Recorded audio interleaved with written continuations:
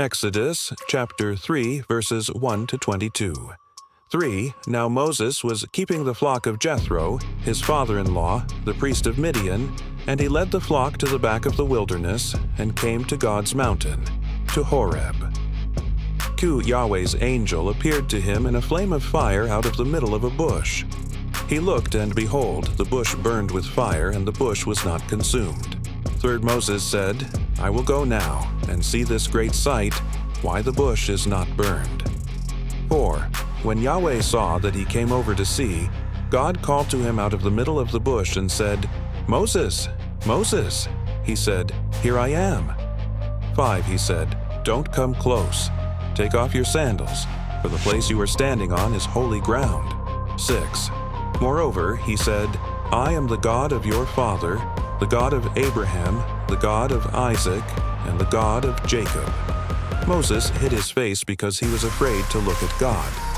7. Yahweh said, I have surely seen the affliction of my people who are in Egypt, and have heard their cry because of their taskmasters, for I know their sorrows.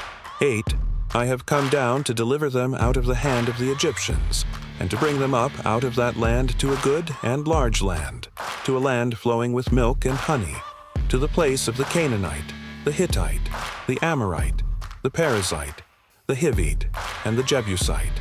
9. Now behold, the cry of the children of Israel has come to me. Moreover, I have seen the oppression with which the Egyptians oppress them.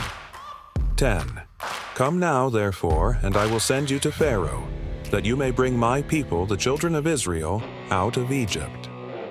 11. Moses said to God, Who am I, that I should go to Pharaoh, and that I should bring the children of Israel out of Egypt? 12. He said, Certainly I will be with you. This will be the token to you that I have sent you. When you have brought the people out of Egypt, you shall serve God on this mountain. 13. Moses said to God, Behold, when I come to the children of Israel, and tell them, The God of your fathers has sent me to you, and they ask me, What is his name? What should I tell them? 14. God said to Moses, I am who I am. And he said, You shall tell the children of Israel this, I am has sent me to you. 15. God said moreover to Moses, You shall tell the children of Israel this, Yahweh, the God of your fathers, the God of Abraham, the God of Isaac, and the God of Jacob, has sent me to you. This is my name forever, and this is my memorial to all generations. 16. Go and gather the elders of Israel together, and tell them, Yahweh, the God of your fathers, the God of Abraham, of Isaac, and of Jacob, has appeared to me, saying, I have surely visited you and seen that which is done to you in Egypt. 17. I have said, I will bring you up out of the affliction of Egypt to the land of the Canaanite, the Hittite, the Amorite, the Perizzite, the Hivite, and the Jebusite, to a land flowing with milk and honey. 18. They will listen to your voice. You shall come, you and the elders of Israel, to the king of Egypt, and you shall tell him, Yahweh, the God of the Hebrews, has met with us.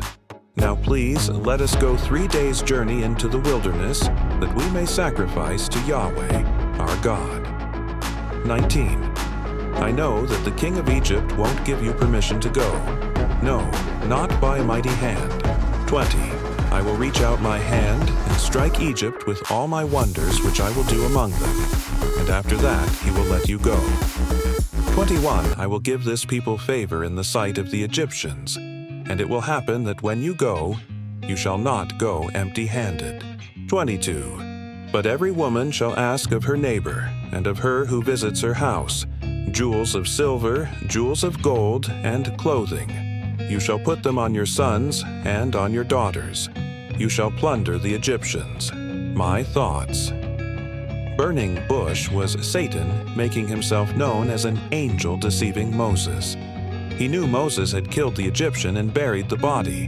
The burning bush was just like Garden of Eden. Should we really blame Satan for everything?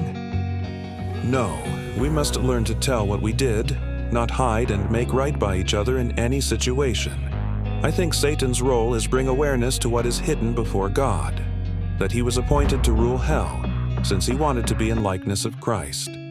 What Christ doesn't know, he informs him. That is why he is maker and judge over all of us. Thank you so much for joining me watching Exodus 3 verses 1 to 22. I hope you enjoyed the Bible study. Please subscribe to my channel if you haven't already for more great up-and-coming Bible study and bedtime stories. Good night and sweet dreams until next time.